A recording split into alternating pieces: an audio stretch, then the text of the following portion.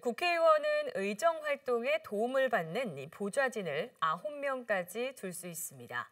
하지만 지방의원은 보좌진이 없다 보니 조례 제정을 비롯한 의정 활동에 제약이 따릅니다. 이런 문제를 개선하기 위해서 2년 전 지방의회 정책지원관 제도가 도입됐습니다. 성과는 어떨까요? 입법 활동에 도움이 되고 의정 활동의 질이 높아진다는 점에서 긍정적인 평가를 받습니다. 반면 업무 범위와 정체성이 모호해 개선이 필요하다는 지적도 나오고 있는데요. 오늘은 도입 2년을 맞은 정책지원관 제도의 문제를 점검합니다. 김지영 기자입니다. 인천시의회 정책지원관으로 근무 중인 주윤창 지원관. 담당 의원을 도와 의정활동에 필요한 정책 이슈를 조사하고 분석하는 일을 맡고 있습니다. 조례 제정에 필요한 자료조사와 법률 검토 등도 지원관의 주요 업무 중 하나입니다. 가장 큰 건 입법 활동이거든요. 조례 제정 또는 일부 개정을 저희가 맡아서 하고 있고요. 민원이나 혹은 관심 있는 분야에 대해서 말씀해 주시면 그 분야에 이제 상위 법이라든가 법의 개정 부분. 지방의회에 정책지원관 제도가 도입된 지 2년이 지났습니다. 그동안 의원들의 의정활동 지표는 눈에 띄게 개선됐습니다. 정책지원관이 없던 8대 의회 당시 인천 지역 광역 기초의원이 발의한 조례는 모두 926건. 같은 기간 9대 의회에선 1183건의 조례가 발의됐습니다.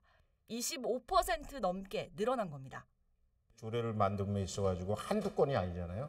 한 건일 때는 혼자 할 수 있지만 그게 굉장히 많을 때는 우리 정책지원관을 통해서 이거는 분야를 나눠서 해주고 그다음에 이거는 어떤 부서니까 어떻게 하시면 좋겠다라는 것을 말씀드리고.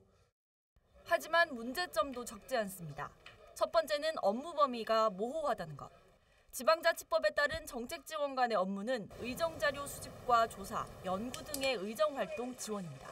하지만 의정활동 지원이란 포괄적인 개념만 있다 보니 업무 내 혼란이 불가피하다는 지적입니다. 지역에서 하는 행사인데 그게 상임위라던가 입법 활동에 연관이 있으면 또 안 도와드릴 수는 없는 상황이잖아요. 이렇게 칼로 딱 그어서 이 업무는 제 업무가 아닙니다. 이건 지원관이 못하는 업무입니다. 라고 선을 긋기는 좀 애매한 부분이 아직 많아요. 운영상의 문제점도 있습니다.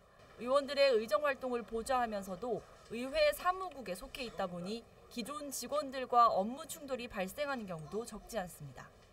정책지원관이 가령 의회 조직의 일원으로서 뽑는 것인지 아니면 의원들의 보좌 인력으로서 뽑는 것인지가 매우 불분명하기 때문에요. 지원관과 기존의 상임위원회 스태프들이나 의회 사무국 직원들 간에 많은 알력들이 있고 거기에 힘의 논리가 작동하는 것이 아닌가 이렇게 생각이 됩니다. 여기에 불완전한 고용 형태도 문제로 지적됩니다.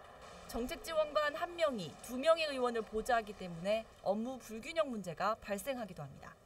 정책지원관 제도 도입 2년. 지방의회 현장에선 여전히 혼란과 갈등이 계속되고 있습니다. BTV 뉴스 김지영입니다.